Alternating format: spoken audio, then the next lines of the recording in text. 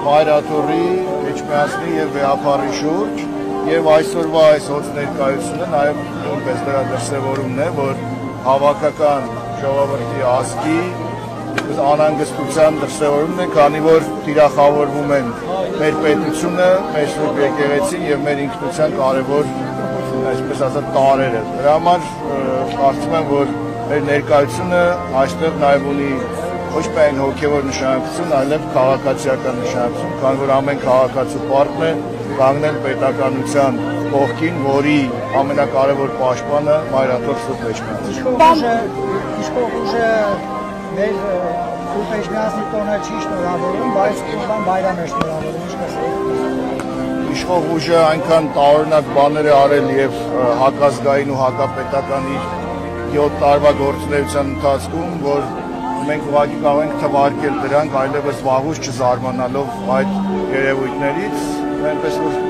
այս ուժի պարագայում դրանք սպասելի է օրինաչափ են։ Ամեն դեպքում Փաշինյանը մեկ անգամ չէ, որ ասել է ձեր նշած այդ ինքնությունից պետք է ըստ անհրաժեշտության նաև հրաժարվել, այդ հայրենասիրությունից այսպես կոչված, ինչպես ինքն է բնորոշում, պետք է հրաժարվել հանուն նոր իրողությունների, նոր զարգացումների, որովհետև տարածաշրջանը այսօր փոխվել է եւ պետք է հաշվի նստել նաև հարևանների հետ։ Գիտեք, պրագմատիզմի քողի ներքո ազգային իր ինքնասիրությունից, ազգային կարմիր գծերից նահանջելը չի կարող որևէ արդարացում ունենալ։ Հայրենասիրությունն ու պրագմատիզմը իրար հակադիր չեն, այլ ընդհակառակը իրար շատ համահունչ են, որևէ մեկը չի ասում այս ստեղծված իրողությունները հաշվի չառնել եւ չգիտեմ ծովից ծով Հայաստան հենց հիմա կամ վաղը պահանջել, բայց որևէ այլ օտար պետություն, հատկապես արևելքում, չի կարող հարգել մի պետության, մի ազգի, որը շատ արագ նահանջում է իր համար կարևոր սրբություններից, պետական, ազգային կարևոր ինքնութենաստեղծ գծերից, այնպես որ այդ կեղծ պրագմատիզմի քարոզը կարծում եմ հերթական պոպուլիստական ոճն է այս իշխանությունների, որով փորձում են ապացուցել այն, որ կամ փորձում են քողարկել այն, ինչը կոչվում է թուրքական նախապայմանների սիրահոժար կատարում իրենց կողմից։ Անդրադարձել եք, չգիտեմ, Փաշինյանը ասում էր, որ Թուրքիայի հետ բանակցությունները, հարաբերությունները սկսում են զրոյական կետից։ Սա ինչպես կմեկնաբանեք որպես թուրքագետ։ Նոր է հայտարարել։ Զրոյական ինքը կարող է տարբեր անգամներ հայտարարել է զրոյական կետից սկսել եւ տեսել ենք, որ այդ զրոյական կետերը շատ հաճախ ավարտվում են մեր համար ողբերգություններով, կործանումներով։ Թուրքիան ինքը չի կարող սկսել զրոյական կետից, քանի որ թուրքական նախապայմանների հիմքը դրվել է 90-ականներին եւ իրենք շարունակում են, Էրդողանը շարունակում է այն, ինչ որ դրված է եղել 90-ականների սկզբից, այնպես որ Փաշինյանի հայտարարությունները հենց կտրված են աշխարհակաղակական եւ տարածաշրջանային կոնտեքստից եւ կտրված են Թուրքիայի արտաքին քաղաքական կարևոր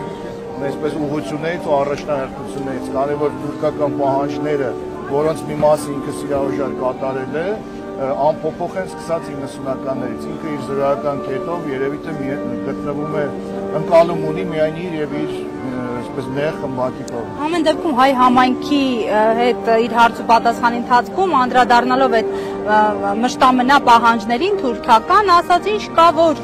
ճանապարհ տանք, իրենք էլ օգտվեն, մենք էլ օգտվենք, թուրան եք ասում, խանգարում եք իրենց հանգիստը։ Դրանք